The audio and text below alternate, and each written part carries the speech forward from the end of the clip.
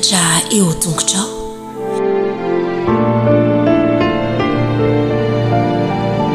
Efa avy ny zazakely rehetra tonga eo amin'ilay fotoana mahafinaritra ny antsika izao hoe efa vonona ve, efa vonona iaino lesona eny ary miarahaba antsika rehetra ry zazakely, ry zoky, ry ray aman-dreny andeha ifampiarahaba-tsika ary dia hanao ny lesona aorianan'isa 3 arabaina ny irao ataontsika isa 2 3 arabaina ianao salama ve manahoana akory arabaina ianao salama ve faly mahita anse. Tsy mahira tsara koa ilay mpampianatra eny ary akambana ny tanana ahondrika ny loha akipy ny maso vavaka sika.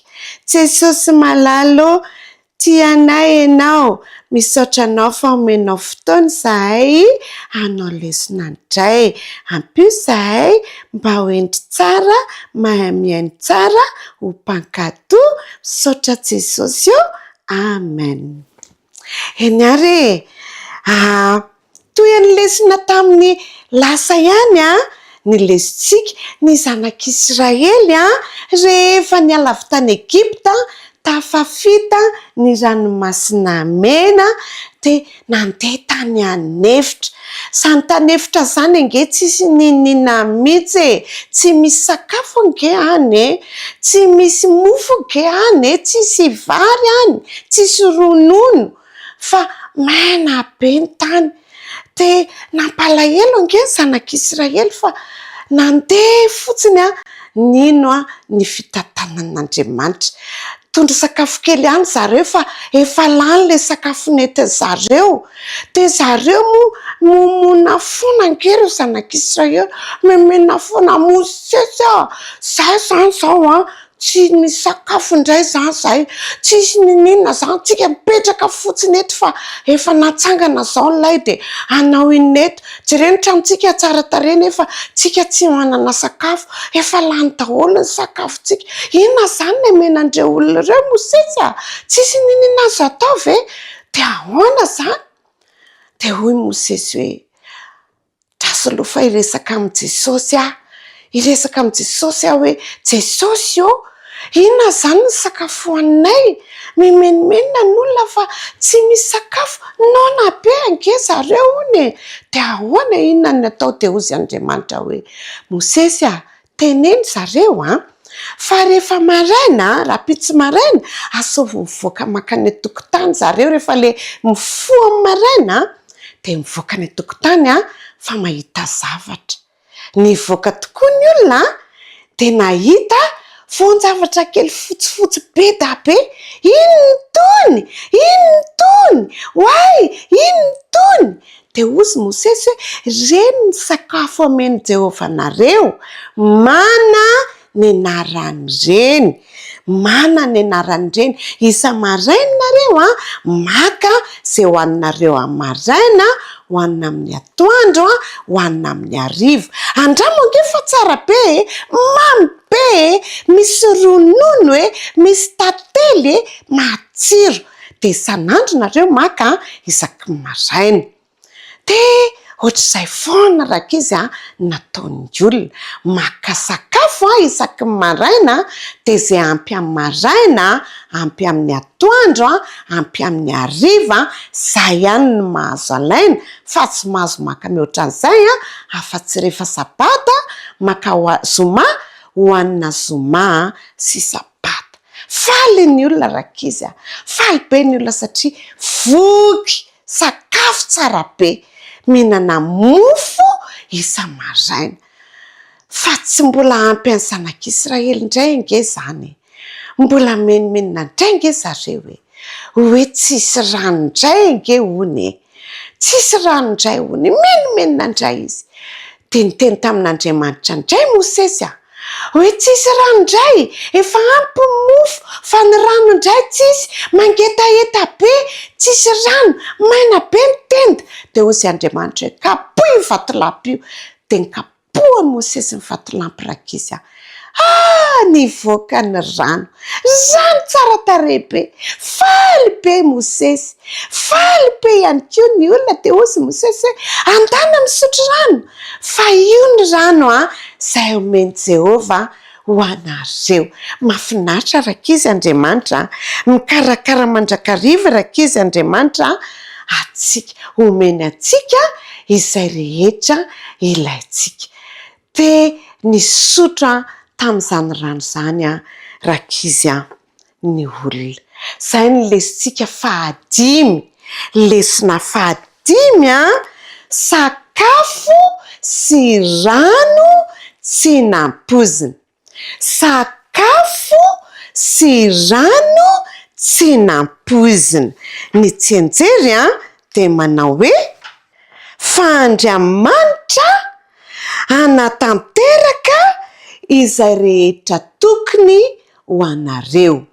Fa Andriamanitra anatanteraka izay rehetra tokony ho anareo. Karakaratsika ny Andriamanitra, manome sakafo ny Andriamanitra, manome rano ny Andriamanitra, tsara ny Andriamanitra. Andaotsika hisaotra an'Andriamanitra, de teny an'Andriamanitra hoe misaotra Andriamanitra noho ny fikarakaranao anay. Misaotra Andriamanitra noho ny fikarakaranao anay. Makasitraka mandrakariva an'Andriamanitra, misaotra an'Andriamanitra isika fa mikarakaratsika Andriamanitra. Zay zany lesona fahadimy. De hitoizantsika indray amin'ny heriny fa andeha isika hirava aloha, de hisaraketotsika andeha hifanao veloma amin'ilay hira hoe mirava ny sekoly. Hivavaka aloha isika, akambana ny tanana, ahondrika ny loha, akipy ny maso, misaotra Jesosy eo fa mikarakara anay ianao. Ampianaro zahay ho tia anao hatrany amin'ny anaran'i Jesosy. Amen. Eny ary, ao aorianan'isa 3 ary mirava ny sekoly. 1, 2, 3. Mirava ny sekoly sabatana izao, veloma veloma manaova ny soa, veloma veloma endre tsarako, veloma tompoko.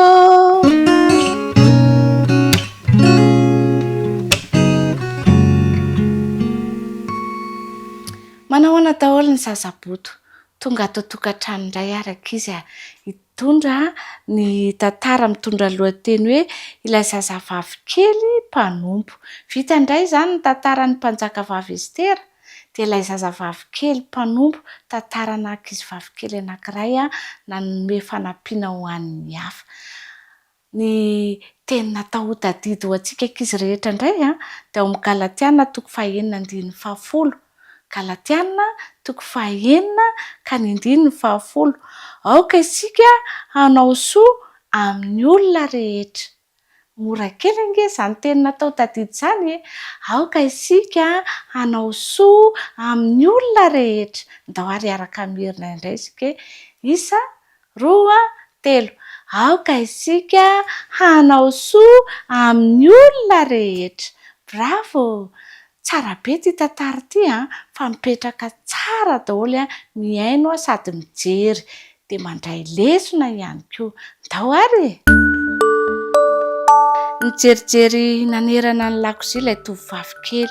Toa samy hafa tanteraka amin'ilay lakozia tany amin'ny firenena no nanoloany azy. Lehibe kokoa mantsy ny fahitany azy ary misy lovia tsatokaty sy harona maromaro ao amin'ilay izy. Nahay nahandro sakafo tokoa io zazavavy io Matetika izy no manampy ny reniny amin'ny fanaovana mofo sy mahandro sakafo. Dia nodin'ilay tovovavy kely indray tao amin'ny efitra fihinanana. Samy hafa amin'ilay efitra ny fihinanana efa nazatra azy tao anatiny.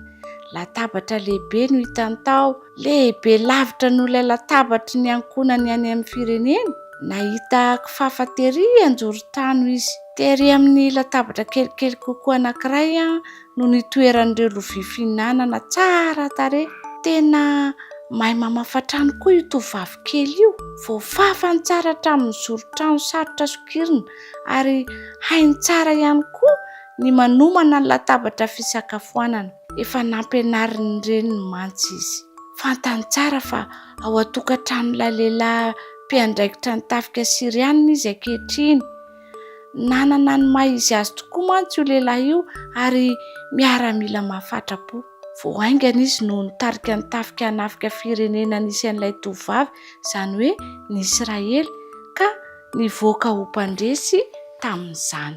Tampoka teo dia nisy vehivavy iray ny akanjo mavo manjelanjelatra niditra tao amin'ilay efitrano sady nitsiky tamin'ilay tovovavy. Ianao angaha ilay tovovavy kely noresahiny namana vadiko e?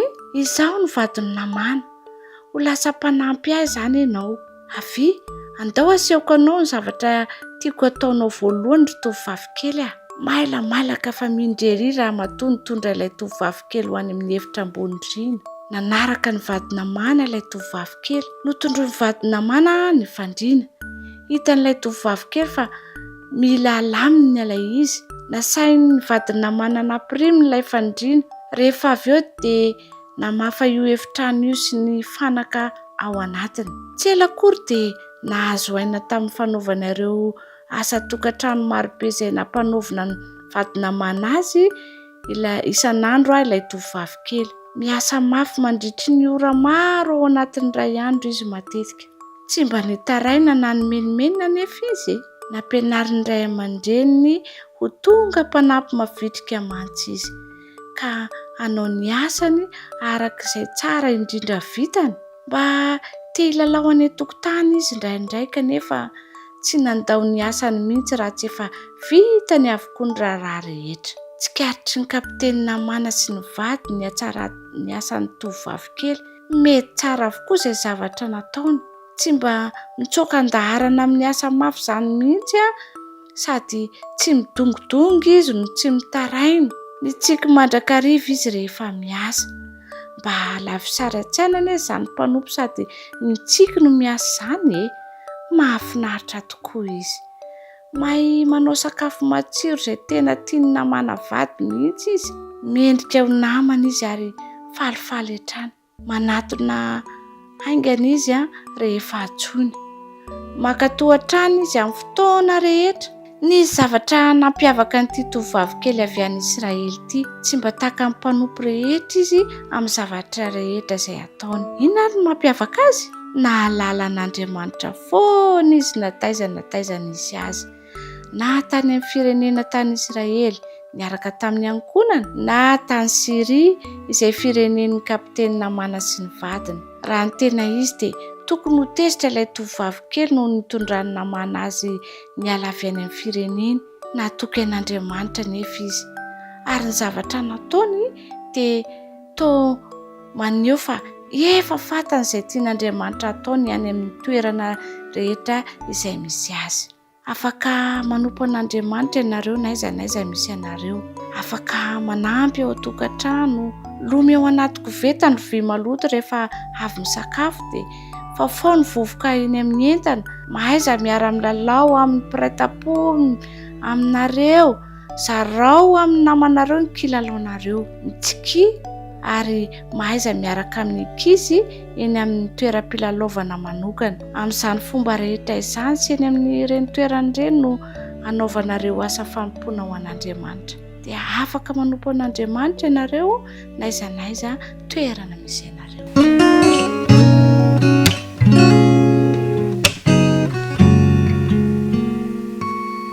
Faly indrindra ny tenako rakizy namako tafahoana amintsika eto indray. Mino aho fa afinakitra ny fiarahantsika raha miaraka eto isika hamitina ny loha hevitra fahadimy izay manao hoe ny kristianina mitarika ny hafa ino. Ny kristianina mitarika ny hafa ino. Eny tokoa rakizy manana andraikitra izay tiany Jesosy ho tanterana angentsika io dia nitarika ny hafa eo amin'ny Jesosy. Ary izany indrindra no ambarany ity andalan-teny izay ataontsika tsy anjery ity.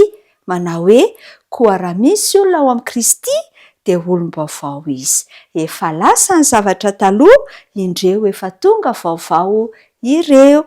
Korintianina voalohany toko 5:17.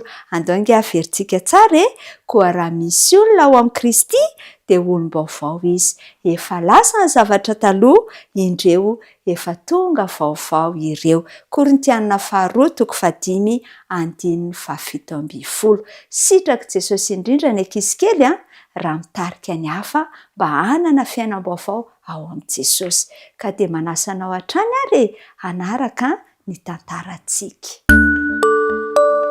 Jereo, hoy Maria, nahita biby saonjo mihinana ravina, andao apetratsika anaty zinga lehibe izany. Dia nalain'i Piera ilay biby saonjo mandady ka napetrany tanaty zinga lehibe mangarahara. Nasiany Maria hazo kely tao anatiny mba handatizany. Isan'andro dia mametraka ravina hoaniny ao i Piera sy Maria rakizy. Indray andro anefa dia hitan'izy ireo ilay biby saonjo namoniny tenany tamin'ny karazana kofehy voalohany. Afaka fotoana fohy taorianan'io dia voarakitra avokoa nge ny tenany rehetra ka niantona avy eo amin'ilay hazo kely izy. Tamin'izay no nilazany neny fa ao anatin'ny akoram-biby kely izy izao. Afaka andro maro dia nahatsikaritra zavatra manokana nge i Piera sy Maria. Nisokatra ilay akora ka nivoaka avy ao lolo tsara tarehy iray. Fiovana lehibe avy amin'ilay biby saonjo mandady izany.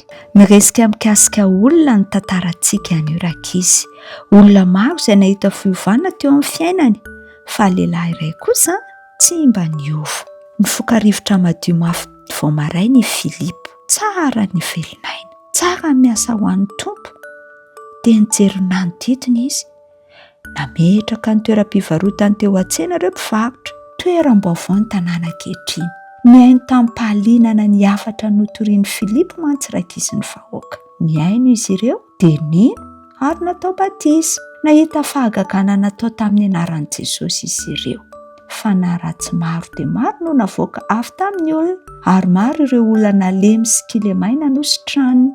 Raha ny marina, sarotra ny nahita olona rary tao an-tanàna manontolo. Miova ho amin'ny tsara ny tanàna, nanana fanantenana sy fifaliana ary antom-piainana ny vahoaka. Nanompo ny masony ary Filipo ka dia indro fa nahitany Simona nanatony. Simona izay nipetraka tao an-tanàna efatry ny ela. Mpanahody i Simona. Ka nahatalanjona ny vahoaka tao Samaria ny famitahana nataony. Nanaradia azy ny vahoaka avy tamin'ny toerana maro. Nanasa azy tamin'ny fety nokarakaraina izy ireo ka dia nandoha vola tamin'ny mihitsy aza mba hijery ireo famitahana nataony. Olo-malaza mihitsy Simona raha toa ka nisy fahita lavitra tany Samaria tamin'izany. Nanampy isa ireo vahoaka tonga nino an'i Filipo ange Simona taty aoriana. Nahita ireo fahagagana izy. Naniry ny andray anjara tamin'izany ihany koa. Hany ka natao batisa i Simona ary nijanona teo anilan'i Filipo. Talanjona tamin'ny fahagagana lehibe nataon'i Filipo tamin'ny anaran'i Jesosy izy. Indray andro ary vao maraina dia tonga avy any Jerosalema i Petera sy Jona. Niarahaba azy ireo sady nifamina tamin'ny Filipo. Nafinaritra azy ny nahita ireo rahalahy ao amin'ny tompo. Nanampy an'i Filipo tamin'ny asany ange i Petera sy Jona ary tonga teo amin'ny tsirairay akoatran'i Simona ange ny fanahy masiny. Noheverin'i Simona mantsy fa io ny famitana lehibe indrindra hitany. Naniry ny ametraka ny tanany tamin'ny olona tahaka izany ange izy. Nanosika ireo nanodidina azy izy ka nanava-tsava tao anatin'ny vahoaka. Nisarika an'i Petera sy Jona hiala kely teo izy ka nampiseho azy ireo ny fitoeram-bolany lehibe. Dia hoy ange izy nipitsipitsika afaka manome vola aho. Omeo ahy ihany koa io hery io mba handray ny fanahy masina ihany koa izay rehetra ametrahako tanana. Ny voaramena ny tarehan'i Petera rakizy raha naheno izany. Ho levonina miaraka aminao anie ny volanao satria ianao mihevitra fa azonao vidiana ny fanomezan'Andriamanitra. Tsy manana anjara amin'ity asa fanompony ity ianao. Tsy marina eo anatrehan'Andriamanitra ny fonao ry Simona. Mibeba amin'izany faratsianao izany ka mivavaha amin'ny tompo. Tsy milaza amintsika izay nataon'i Simona rakizy ny Baiboly. Kanefa fantatsika fa tsy nahafantatra marina ny maha-maimaim-poana ny fahasoavan'Andriamanitra izy. Nahafantatra mikasika an'Andriamanitra izy kanefa tsy nahalala marina an'Andriamanitra. Izany no antony tsy nampiova azy. Manova ny fiainako ny fahafantarana an'Andriamanitra ary manova ny fiainantsika tsirairay avokoa rakizy.